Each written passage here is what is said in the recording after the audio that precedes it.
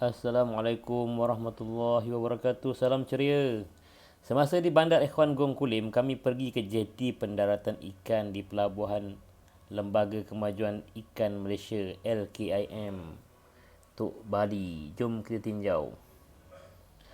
Kami pergi ke sana diketuai oleh ketuai sendiri oleh Yang Bahagia Tuan Nasruddin Muhammad Ali sebagai pengerusi eksekutif GISB H dan diiringi RPU juga Muslimah Ikhwan.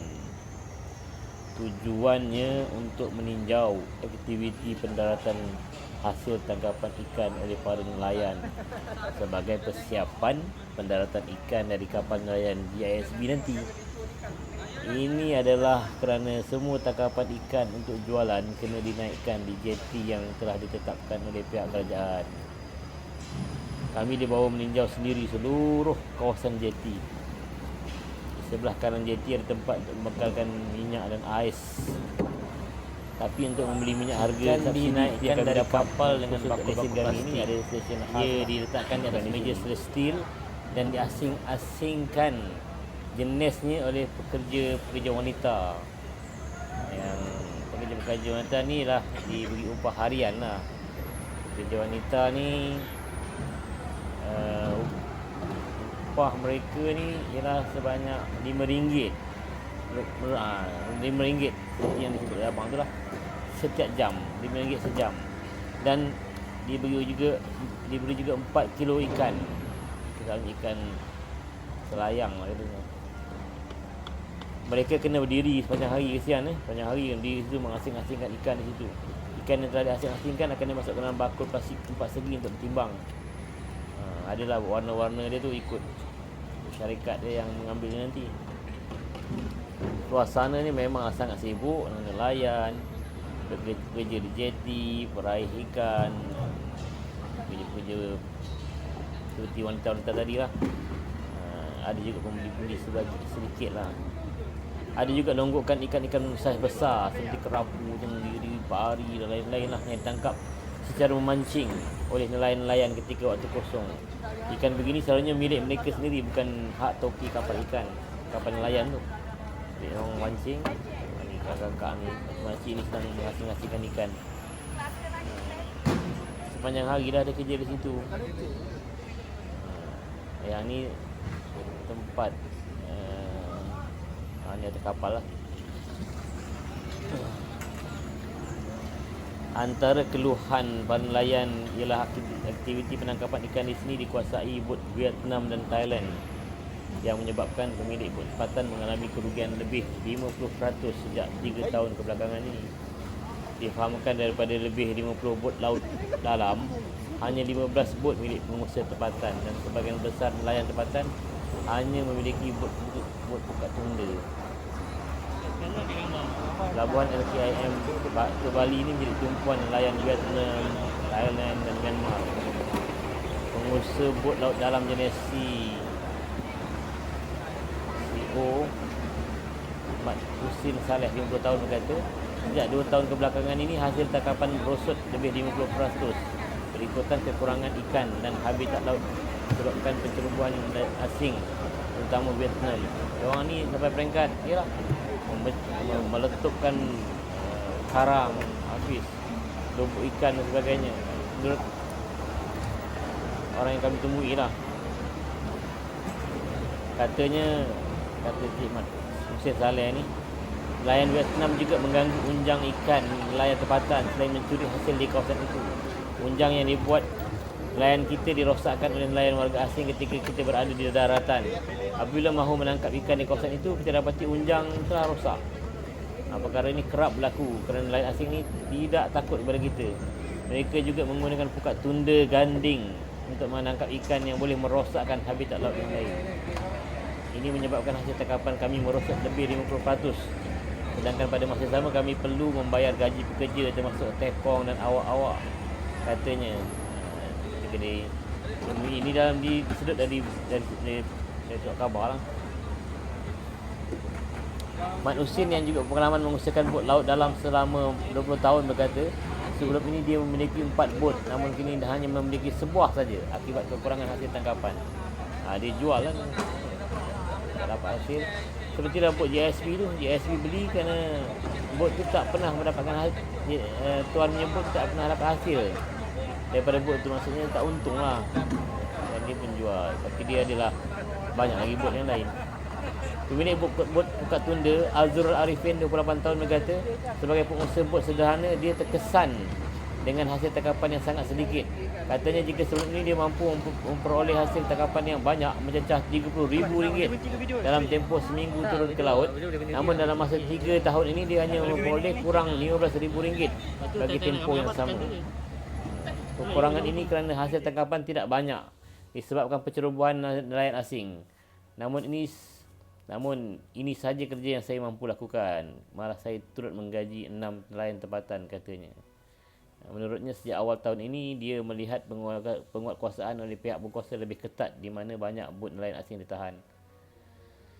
Bagaimanapun, katanya pelabuhan LKM Tok Bali masih dikuasai nelayan asing. Ya, kami lihat sini memang bot-bot nelayan asing lah yang di sini, ataupun nelayan tempatan, toki tempatan, tapi digajikan pekerja asing. Pekerja asing ni dibawa budaya dia lah, ya, dengan cara dia. Dia ada macam tempat berkumpul dia kat situ, dengan arak dia, dengan berjudi dia. Dia buat macam tempat dia lah. Sedangkan mereka ni adalah pekerja asing kan, dan ataupun nelayan lah, nelayan yang diupah, digajikan. Betul lah JSB Neroka bidang nelayan ni terus melihat suasana tu, dan suasana nelayan-nelayan tempatan yang bersama-sama dengan mereka ni, dan diajak kepada pelaksanaan Islam sebagai cara hidup melalui model-model ataupun melalui contoh-contoh di kalangan remaja, di kalangan RPU, remaja pembela ummah, iaitu remaja GISB yang telah dilatih. Moga-moga dengan adanya remaja-remaja ini bersama para nelayan yang digajikan ataupun dibayar upah, akan dapat membina suasana kepada nelayan itu untuk mengikuti syariat Allah, untuk membesarkan Allah SWT. Dan ini akan membantu mereka membaiki kehidupan mereka, membaiki agama mereka. Dan itulah tujuan asal JSB ni. Lebih-lebih lagi soal perikanan ni adalah fardu kifayah terhadap seluruh umat Islam untuk memastikan ada sebahagian dari umat Islam yang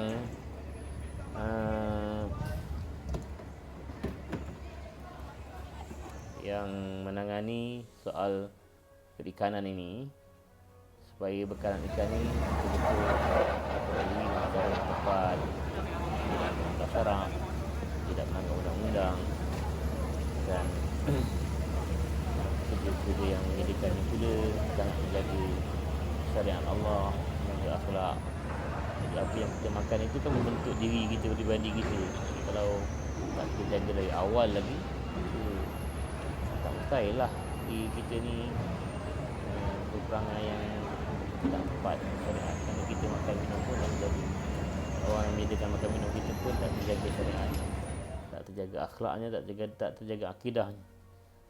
Ini tepat ais yang dihancurkan. Bekalan setiap kapal ke laut dalam tu kena bawa ais yang banyak lah untuk meletak ikan. Ikan tu dia segar betul kan, kerana dia letak dalam air masin dan dia letak ais. Ikan tu memang segar lah. Kita tengok ikan yang dapat. Ini video ni diambil sebelum JSB naikkan ikan, jadi saya lambat uploadnya. Kita lihat di situ, dan lihat ketika ikan JSB sampai tu pun memang nampak lah segar tu, mata dia jernih, ikan yang nampak segar, ikan lari, dan dia tak dalam air tidak. Walaupun dalam tu dia ada air, tapi cara penyeggaraannya ikan tu, ikan yang segar lah, dapat dipasarkan terus ke seluruh negara. Itulah yang terbaik sebenarnya. InsyaAllah, mudah-mudahan JSB juga ada tangkapan ikan di laut sebelah pantai barat yang boleh kita usahakan lebih di sepanjang tahun. Dan pada timur ni, sisi ni kurang lah sikit dengan beberapa macam cabaran di sebelah sini. Dan biasalah, setiap perkara ada cabarannya kan. Jadi untuk membekalkan ikan-ikan di pasaraya JSB sebelah pantai barat, insya-Allah mudah-mudahan ada pot ataupun ada usaha-usaha JSB untuk operasi di sebelah pantai barat seperti ini. Doakan bersama-sama insya-Allah.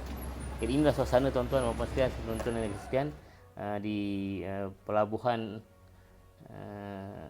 LKIM Tok Bali, tempat pendaratan ikan-ikan.